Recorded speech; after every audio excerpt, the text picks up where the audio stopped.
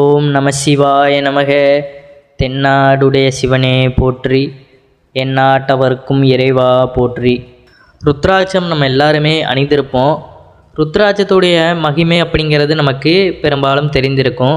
நம்ம ருத்ராட்சம் புதிதாக அணிய போனாலும் சரி, இல்லை ஏற்கனவே அணிந்திருந்தாலும் சரி, இந்த ஒரு விரத முறையை மட்டும் நம்ம 48 நாட்களுக்கு ஒரு முறை செய்து கொண்டு வருவது ஒரு சிறப்பான விஷயமாக இருக்கும். ஏன்னா ருத்ராட்சத்திற்கு பார்த்திங்கன்னா இறைத்தன்மை அப்படிங்கிறது அந்த சிவபெருமானால் நமக்கு வழங்கப்பட்ட ஒரு வரப்பிரசாதம். அதை 48 நாட்கள் நம்ம இந்த மாதிரி பூஜை செய்து அணியும் பொழுது பார்த்திங்கன்னா அதனுடைய சக்தியானது எப்பொழுதுமே அதனுள்ள தங்கியிருக்கும் அப்படிங்கிறது உண்மை. ஏன்னா நம்ம நிறைய வழிகளில் ருத்ராட்சம் அணிந்து நிறைய விஷயங்களில் ஈடுபடுவோம். அப்போ ருத்ராட்சத்துடைய மகிமையை நம்ம சில நேரங்களில் மறந்து கூட போவதற்கு நிறைய வாய்ப்புகள் உண்டு. அதனால் எப்பொழுதுமே பார்த்திங்கன்னா 48 நாட்கள் இந்த ஒரு விரத முறையை நீங்கள் மேற்கொள்ளும் பொழுது ருத்ராட்சத்தினுடைய மதிப்பும் உங்களுக்கு உயர்ந்து கொண்டு வரும். சிவபெருமானுடைய அருளும் எப்பொழுதுமே உங்களுக்கு வாழ்வில் கிடைத்து கொண்டும் இருக்கும் அப்படிங்கிறதான் நிதர்சனமான உண்மை. ஏன்னா ருத்ராட்சம் அணிகிறோம் அப்படிங்கிற பட்சத்தில் நம்மளுடைய உடலையும் மனதையும் நம்மளுக்கு எப்பொழுதுமே தெளிவாகவும், ருத்ராட்சம் எப்பயும் நம்ம அணிந்திருப்பதனால சிவபெருமான் எப்பொழுதுமே நம்ம கூட உள்ளார் அப்படிங்கிறத நம்ம அறிந்து கொண்டு நம்ம இருக்கும் பொழுது நாம் செய்கின்ற செயல்களில் எப்பொழுதுமே ஒழுக்கமாகவும் நியாயமாகவும் தேவையில்லாத விஷயங்களில் ஈடுபடாமலும் இருப்பதற்கு ருத்ராட்சம் நம்மளுடைய உடலானதை சுத்தப்படுத்துகிறது அப்படிங்கிறத நம்ம புரிந்து கொள்ளணும். ருத்ராட்சம் தரிக்கும் பொழுதே நமக்குள்ள ஒரு கட்டுப்பாடை நம்ம ஏற்படுத்தி கொள்ளணும். இதுவரை நம்ம எந்த ஒரு தவறுகளை இழைத்திருந்தாலும் அதற்கப்புறம் எதையுமே நான் செய்யக்கூடாது, சிவபெருமான் மீது ஆணை அப்படின்னு அவரை நம்ம முன்னோக்கி வைத்து கொண்டு செய்கின்ற எந்த ஒரு செயலையும் நம்ம தவறாக செய்ய மாட்டோம் அப்படிங்கிறத நம்ம உறுதி செய்து கொள்ளணும். அப்போ பார்த்திங்கன்னா நம்ம கைகளில் கயிறு கட்டுறோம். அந்த கயிறுக்குமே ஒரு குறிப்பிட்ட நாள் வரைய தான் அந்த மதிப்பானது, அந்த இறைத்தன்மை அப்படிங்கிறது இருக்கும் அப்படிங்கிறத நம்ம உணர்ந்து கொள்ளணும். ஏன்னா நம்ம உடலில் ஒன்றிர கலந்துருச்சுன்னா அதனுடைய சக்தியானது ஒரு 48 நாட்கள் வரை தான் இருக்கும் அப்படிங்கிறது உண்மையான ஒரு ஆன்மீகம் சார்ந்த ஒரு கருத்தாக இருக்கின்றது. அதே போல் பார்த்திங்கன்னா நம்ம எல்லாருமே கழுத்தில் ருத்ராட்சம் அணிந்திருப்போம். அணிய போகிறவர்களும் இந்த ஒரு சம்பிரதாயத்தை, அதாவது இந்த ஒரு விரத முறையை நம்ம மேற்கொண்டு இந்த பூஜையை செய்து கொண்டு அதற்கப்புறம் அணிந்தாலும் சரி, அணிந்திருப்பவர்கள் இதை தொடர்ந்து மேற்கொண்டு வந்தாலும் சரி, எப்பொழுதுமே பார்த்திங்கன்னா அந்த ருத்ராட்சத்தினுடைய மதிப்பானது குறைந்து கொண்டு வராது. இதை பண்ணாதான் எனக்கு இப்படி ஆகுமா அப்படிங்கிற அந்த கேள்வி வேண்டாம். இது பண்ணுவதனால நம்மளுக்கு சிவபெருமானுடைய அருளும் கிடைக்கும். ருத்ராட்சம் மீதான அந்த பற்று நமக்கு அதிகரித்து கொண்டே இருக்கும் அப்படிங்கிறதான் உண்மை. ஏன்னா சில நேரங்களில் நம்ம ருத்ராட்சம் அணிந்திருக்கோம் அப்படிங்கிறதே நம்ம ஞாபகம்லாம் போகும். ஆனால் மாதத்திற்கு இந்த மாதிரி ஒரு முறை செய்வதனால நமக்கு அது நன்மைகள் வந்து சேரும் அப்படிங்கிறத உணர்ந்து கொள்ளுங்கள். சிவபெருமானுடைய அம்சம்தான் ருத்ராட்சம். ருத்ராட்சம் அணிந்து கொண்டிருப்பவர்கள் அனைவருமே சிவனடியார்கள் தான். நீங்கள் உங்களுடைய கழுத்தில் ருத்ராட்சம் அணிந்திருப்பவர்களாக இருந்தால் அந்த ருத்ராட்சத்திற்கு சரியான முறையில் சக்தியூட்ட இந்த வழிபாட்டு முறையை கட்டாயம் நம்ம தெரிந்து கொள்வது சிறப்பான விஷயம். எந்த ஒரு ஆன்மீகம் சார்ந்த பொருளாக இருந்தாலுமே அதற்கு 48 நாட்களுக்கு ஒரு முறை நாம் சரியான முறையில் சக்தி ஏற்ற வேண்டும் அப்படிங்கிறதான் உண்மை. இல்லையென்றால் அந்த பொருளுக்கு இருக்கும் நேர்மறை ஆற்றல் குறைந்து விடும் அப்படிங்கிறதையும் சொல்லப்படுகிறது. இப்போ பார்த்திங்கன்னா நம்ம வீடுகள்லையுமே பூஜைகளை வாரத்திற்கு ஒரு முறை செய்கிறோம். ஒரு வீட்டில் பூஜையே செய்யாமல் இருக்கிறோம் அப்படிங்கிற பட்சத்தில் என்னாகும், அந்த வீட்டில் எந்த ஒரு நேர்மறையான ஆற்றலுமே இருக்காது, இறைத்தன்மையும் குறைந்து கொண்டே வரும். அதே போல தான் நம்ம கழுத்தில் அணிந்திருக்கின்ற அந்த ஆன்மீகம் சார்ந்த பொருளாக இருந்தாலுமே அதற்கும் நம்ம முறைப்படி அந்த பூஜைகள் செய்து அந்த சக்தியை நம்ம மென்மேலும் பெருக்கி கொண்டே இருக்கும்போது தான் அதுலேயும் நிலைத்திருக்கும் அப்படிங்கிறத நம்ம உணர்ந்து கொள்ள வேண்டிய ஒரு விஷயமாக இருக்கும். அப்போ அந்த பொருளுக்கு இருக்கும் நேர்மறை ஆற்றல் குறைந்துவிடும் அப்படிங்கிறது சொல்லப்பட்டுள்ளது. அந்த வரிசையில் பார்த்திங்கன்னா நம்மளுடைய களத்தில் கட்டியிருக்கும் ருத்ராட்சத்திற்கும் சிவபெருமானின் அருளை பெற்றுத்தர சிவ உரு ஏற்ற செய்ய வேண்டிய ஆன்மீகம் சார்ந்த ஒரு வழிபாட்டு முறையை தான் நம்ம இதில் பார்க்க போகிறோம். நம்ம சேனலுக்கு புதுசாக வரவங்க நம்ம சிவன் கோயில் சேனலை சப்ஸ்கிரைப் பண்ணி வச்சுக்கோங்க. உங்களுக்கு நேரம் இருக்கும்போது வீட்டில் இந்த ஆன்மீகம் சார்ந்த வழிபாட்டை மேற்கொள்ளலாம். எந்த நாள், எந்த நேரம், எந்த கிழமையாக இருந்தாலும் சரி இந்த வழிபாட்டிற்கு எந்த ஒரு கட்டுப்பாடும் கிடையாது. பூஜை அறையில் விளக்கு ஏற்றி வைத்துவிட்டு குலதெய்வத்தை நினைத்து பஞ்சபாத்திரத்தில் கொஞ்சமாக சுத்தமான தண்ணீர், கொஞ்சமாக பசும்பால், நெய், தேன், தண்ணீர், வில்வ இலை ஒன்றை போட்டுக்கொள்ளுங்கள். பஞ்சபாத்திரம் நம்ம பூஜை அறைகளில் பயன்படுத்துவது உண்டு. பஞ்சபாத்திரத்திற்குள்ள மகிமையும் நமக்கு தெரியும். அப்படி பஞ்சபாத்திரத்துக்குள்ள மகிமை தெரியாதவங்க கீழே டிஸ்கிரிப்ஷனில் லிங்க் கொடுக்குறேன், அந்த வீடியோவும் செக் பண்ணி பாருங்கள். அந்த பஞ்சபாத்திரத்தில் தான் நம்ம இந்த ருத்ராட்சத்தையும் வைத்து இந்த பரிகாரத்தை பண்ண போகிறோம். மேற்படி நம்ம சொன்ன மாதிரி தான் நம்ம இறை வழிபாடு செய்யும் பொழுது பார்த்திங்கன்னா பஞ்சபாத்திரத்தில் நீர் வைத்து அதற்குள்ளே துளசியோ இல்லை வேறு ஏதாவது மூலிகை செடிகளையோ வைத்து நம்ம இறைவனுக்கு முன்னாடி வைத்து அந்த இறைவனுடைய திருநாமத்தை சொல்லி அந்த தண்ணீரை அருந்துவது இல்லைனா செடிகளுக்கு ஊற்றுவது அப்படிங்கிற அந்த முறையை நம்ம செய்து கொண்டு வருவோம். அதே போல் தான் இந்த ருத்ராட்சத்தையும் நம்ம இதில் போட்டு அந்த இறைத்தன்மை அப்படிங்கிறத நம்ம புதுப்பிக்க போகிறோம் அப்படிங்கிறத உணர்ந்து கொள்ளணும். அதற்கு பார்த்திங்கன்னா சுத்தமான தண்ணீரில் கொஞ்சமாக பசும்பால், நெய், தேன், தண்ணீர், அப்புறம் வில்வ இலை ஒன்றை எடுத்து அந்த பஞ்சபாத்திரத்தில் நம்ம போட்டுக்கொள்ளணும். இந்த தீர்த்தத்தில் உங்கள் கழுத்தில் கட்டியிருக்க வைத்திருக்கும் ருத்ராட்சத்தை போட்டு விட வேண்டும். இந்த பஞ்சபாத்திர தண்ணீரை அப்படியே உங்கள் உள்ளங்கையில் எடுத்துக்கொள்ளுங்கள். பஞ்சபாத்திரத்தின் வாய்ப்பகுதியில் வலது உள்ளங்கையே மேலே வைத்து மூடிக்கொண்டு ஓம் நம சிவாய நமக அப்படிங்கிற அந்த மந்திரத்தை மட்டும் 108 முறை சொல்லுங்கள். சிவபெருமான மனதார நம்பிக்கையோடு நம்ம பிரார்த்தனையை ஈடுபட்டு கொண்டு இதில் ஈடுபடணும். மனசஞ்சலம் எதுவுமே இந்த வழிபாட்டு முறையில் நமக்கு இருக்கக்கூடாது. இறைத்தன்மையில் நம்ம ஏதாவது செய்ய போகிறோனாலே இந்த மனசஞ்சலம் அப்படிங்கிறது மட்டும் நமக்குள்ளே இருக்கக்கூடாது. இதற்கு காரணம் என்னன்னு பார்த்தீங்கன்னா, நம்ம தேவையில்லாததை யோசித்து கொண்டு இந்த இறை வழிபாடு முறைகளுக்கு மேற்கொள்ளும் பொழுது அந்த நேரத்தில் நமக்கு இது பயனளிக்காமல் போய்விடுகிறது. இதுதான் மனிதனுக்கு ஒரு பெரிய சவாலாக இருக்கின்ற ஒரு விஷயம். அவனுடைய மனதானதை கட்டுப்படுத்த அவன் கற்றுக்கொள்ளாத வரை அவனுக்கு எதுவுமே சாதகமாக முடியாத மாதிரி தான் தெரியும். இதுதான் நிறைய பேர் சொல்கிறது, நான் நிறைய பரிகாரம் பண்ணுறேன், ஆனால் நிறைய சாஸ்திர சம்பிரதாயங்கள் எல்லாமே பண்ணுறேன், எனக்கு இதில் பலன் கிடைக்க மாட்டேங்குது அப்படின்னு நீங்கள் கேட்கலாம். அதற்கு காரணம் பார்த்திங்கன்னா, நம்மளுடைய மனதை நம்ம சிதற விட்டு வேறொரு சிந்தைக்கு கொண்டு போகிறதுனால தான் நமக்கு அதில் முழு அந்த பலனானது கிடைக்கல அப்படிங்கிறத நம்ம உணர்ந்து கொள்ள வேண்டிய ஒரு விஷயமாக இருக்கின்றது.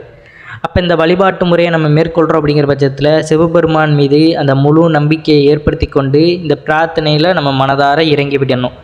சிவபெருமான் பார்த்திங்கன்னா மிகவும் சக்தி வாய்ந்த ஒரு கடவுள் அப்படிங்கிறது நமக்கு தெரிந்த ஒன்று தான்.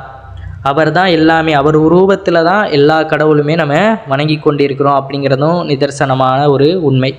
அப்போ அவரை நினைத்து நம்ம பிரார்த்தனை செய்யும் பொழுது நம்மளுடைய மனதானது எப்பொழுதுமே நம்ம ஒருநிலைப்படுத்தி அவரையே நம்ம முழு கடவுளாக நினைத்து கொண்டு இந்த முறையை நம்ம மேற்கொள்ளணும். அப்படி செய்யும் பொழுது பார்த்திங்கன்னா அந்த ருத்ராட்சத்திற்கு மென்மேலும் அந்த சக்தியானது கூடிக்கொண்டே போகும், நிலைத்து நிற்கும் அப்படிங்கிறது நிதர்சனமான உண்மை. இதை 48 நாட்களுக்கு ஒரு முறை நம்ம செய்வது ஒரு சிறப்பு வாய்ந்த ஒன்றாக இருக்கும். அப்படி 108 முறை ஓம் நம சிவாயா அப்படிங்கிற அந்த மந்திரத்தை நம்ம கூறிவிட்டு பிறகு ஒரு நாள் முழுவதும் அந்த ருத்ராட்சம் தண்ணீரில் பூஜை அறையிலே இருக்கட்டும். அடுத்த நாள் எடுத்து அதை உங்களுடைய கழுத்தில் கட்டி கொள்ளலாம். ருத்ராட்சமானதை கழுத்தில் முதல் முறையாக நான் அணிய போகிறேனாலும் இந்த வழிபாட்டு முறையை மேற்கொண்டு நம்ம அணியலாம். அதற்கப்புறம் 48 நாளுக்கு அப்புறம் திரும்ப இந்த பூஜையை நம்ம மேற்கொள்வது சிறப்பான விஷயம். நான் ரொம்ப நாளாக அணிஞ்சிருக்கேன், பழசாயிருச்சு அப்படிங்கிறவர்களும் இதை வழிபாட்டு முறையை மேற்கொள்ளலாம், தப்பு கிடையாது. அப்படி நம்ம புதுப்பிக்கின்ற அந்த ருத்ராட்சத்திற்கு அந்த பழையது புதிது அப்படிங்கிறது கணக்கு கிடையாது. நம்ம திரும்ப அதற்கான இறைசக்தியை உயிரூற்றுதோம், அவ்வளோதான். இந்த வழிபாட்டை நம்ம மேற்கொள்ளலாம்.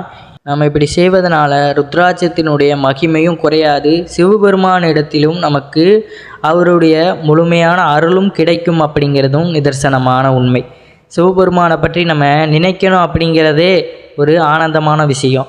அப்போ இப்படி நம்ம வழிபாடு முறைகளை தினமும் 108 முறை சிவநாமத்தை கூறுவதே ஒரு சிறப்பான ஒரு விஷயமாகத்தான் இருக்கும். நிறைய பேருக்கு நம்மளால் கூற முடியாது, சிவபெருமானை வழிபடுறோம், அவர் மீது முழுமையான அன்பு செலுத்த முடியாது அப்படிங்கிற பட்சத்தில் ஒரு குறிப்பிட்ட நாளை இந்த மாதிரியான நாட்களையாவது நம்ம எடுத்துக்கொண்டு அந்த வழிபாடு முறைகளை முழுவதுமாக நம்ம நிவேர்த்தனம் செய்வது சிறப்பு. ருத்ராட்சத்திற்கு அந்த உயிரூட்டுறோம், அப்போ சிவபெருமானை நினைப்பதற்கான ஒரு வாய்ப்பானது நமக்கு கிடைக்கிறது அப்படிங்கிறத நம்ம நினைவில் வைத்து கொண்டு அன்றைய நாளை நம்ம இறைவன் ஈசனுக்காக செலவிட்டு முழு இறையருளையும் பெற்றுக்கொள்ளலாம் அப்படிங்கிறது தான் நிதர்சனமான உண்மை.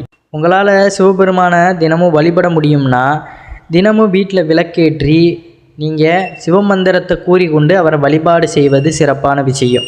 48 நாட்களுக்கு நீங்கள் ருத்ராட்சத்திற்கு உயிரூட்டுவது வகையில் தினமும் உங்களாலையும் இறைவனை வழிபட முடியும்னா வழிபாடு முறைகளை மேற்கொள்வது சிறப்பு. இது மென்மேலும் பார்த்திங்கன்னா உங்களுக்கும் சிவபெருமானுக்கும் இடையிலான அந்த நெருக்கத்தை மிகவும் அதிகரிக்க செய்யும். அதனால் தினம்தோறும் இறைவனை வழிபாடு செய்ய முடியும் அப்படிங்கிற பட்சத்தில் தினமும் நீங்கள் பூஜைகளை நீங்கள் மேற்கொள்வது சிறப்பான விஷயமாக இருக்கத்தான் செய்கிறது. நமக்கு எப்பேற்பட்ட துன்பங்கள் நிகழ்ந்தாலுமே சிவபெருமானை நம்ம முழு மனதோடு ஆராதனை செய்யும் பொழுது அவர் எல்லாத்தையுமே நமக்கு நம்மளுடைய உடலில் அவர் மனதில் இருக்கிறார் அப்படிங்கிறத நம்ம உணர்ந்து கொள்ளணும்.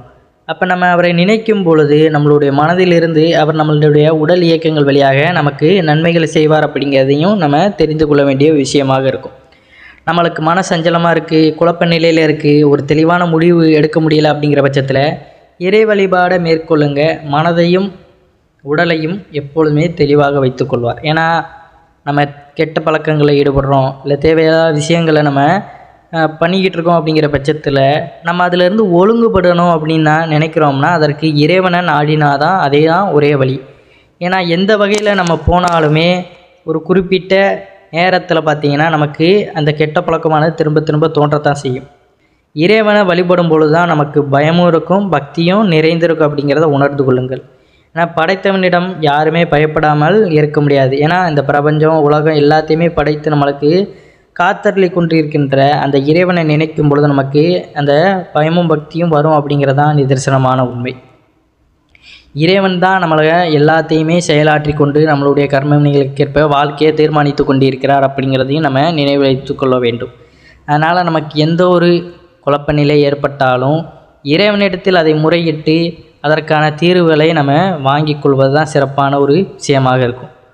அந்த நேரத்தில் நம்ம வேறு ஏதாவது கெட்ட பழக்கத்தில் ஈடுபடுவதனால நமக்கு அது சரியாக போவது கிடையாது. அதற்கப்புறம் நீங்கள் மென்மேலும் துன்பத்தை தான் அனுபவிக்க போகிறீங்க அப்படிங்கிறத உணர்ந்து கொள்ளணும். அதனால் கஷ்டமாக இருக்குது, ஏதாவது ஒரு மன குழப்பத்தில் இருக்கீங்கன்னா உடனே தேவையில்லாத விஷயங்களை ஈடுபட்டு இறைவனிடத்தில் அந்த பக்தியை செலுத்துவதற்கான அந்த வழிமுறைகளை மேற்கொள்ளுங்க. இதுதான் என்றைக்குமே நல்லதும் நிலையானதுமே தவிர தேவையில்லாத விஷயங்கள் நம்மளுடைய உயிரையும் உடலையும் தான் வாட்டி வதைக்கும் அப்படிங்கிறத உணர்ந்து கொள்ள வேண்டிய ஒரு விஷயம். இப்போ ருத்ராட்சம் அணிகிறோம்னா நம்மளுடைய உடலையும் உள்ளத்தையும் தூய்மைப்படுத்துவதற்கு நம்ம அணிகிறோம். சிவபெருமானை நம்ம வழிபடுவதற்கு அது ஒரு சிவ சின்னங்களாக இருக்கின்றது. திருநீர், ருத்ராட்சம் இப்படியான விஷயங்கள் நாம் செய்கின்ற எல்லா ஆன்மீக சம்பந்தப்பட்ட விஷயங்களும் நம்மளுடைய உடலையும் மனதையும் தூய்மைப்படுத்துவதற்கான விஷயங்கள் அப்படிங்கிறத நம்ம முதல்ல உணர்ந்து கொள்ளணும். அதை உணராதவர்களும் இப்போ அதை அணிந்து கொண்டு தேவையில்லாத விஷயங்களில் கூட ஈடுபடுவர்களும் நிறைய பேர் இருக்கிறாங்க. ஆனால் அதனுடைய மகிமையானதை அவர்கள் புரிந்து கொள்ளும் வரை, அவர்களாக புரிந்து கொள்ளும் வரை தான் அது அவர்களுக்கு விளங்கும். இப்போ நம்ம போய் ருத்ராட்சம் அணிந்தவர்கள் சில பேர் பார்த்திங்கன்னா தவறான சூழ்நிலையில் ஈடுபடுவாங்க. நாம் கூறினாலும் அந்த நேரத்தில் அவர்களுடைய மனநிலையானது அதை ஏற்றுக்கொள்ளாது. அவர்களாக உணர்ந்து அதை திருந்தும் பொழுது தான் அது அவர்களுக்கு அந்த நேரத்தில் தவறு அப்படிங்கிறது புரிய வரும். அது இறைவனோட வழி, இறைவன் அதை பார்த்து கொள்வார் அப்படிங்கிறத நீங்கள் புரிந்து கொண்டு அந்த இடத்துல நம்ம கடந்து போயிடுறது தான் சிறப்பு. உடனால் நம்ம தேவையில்லாத வாக்குவாதங்களில் ஈடுபடுவது அது நமக்குத்தான் துன்பத்தை விளைவிக்கும் அப்படிங்கிறத நம்ம உணர்ந்து கொள்ள வேண்டிய ஒரு விஷயம். 48 நாட்களுக்கு ஒரு முறை கழுத்தில் இருக்கும் ருத்ராட்சத்தை மேல் சொன்னபடி நீங்கள் முறைப்படி இப்படி சிவபெருமானின் நாமத்தை சொல்லி உரியேற்றி கழுத்தில் கட்டி கொண்டால் அந்த சிவபெருமான் என் நேரமும் நமக்காக துணையாக நம்மளுடன் இருப்பார் அப்படிங்கிறது தான் நிதர்சனம். அதனால் தவறாமல் இதை அனைவருமே மேற்கொண்டு பலனளிய வேண்டும். உங்களுடைய நண்பர்கள், ருத்ராட்சம் அணிந்த நண்பர்களுக்கும் இந்த பதிவை பகிர்ந்து கொள்ளுங்கள். நம்பிக்கையோடு நம்ம செய்யும் பொழுது தான் எதுவுமே நமக்கு பயனளிக்கும் அப்படிங்கிறத நான் திரும்ப ஒரு முறை சொல்லிக்கிறேன்.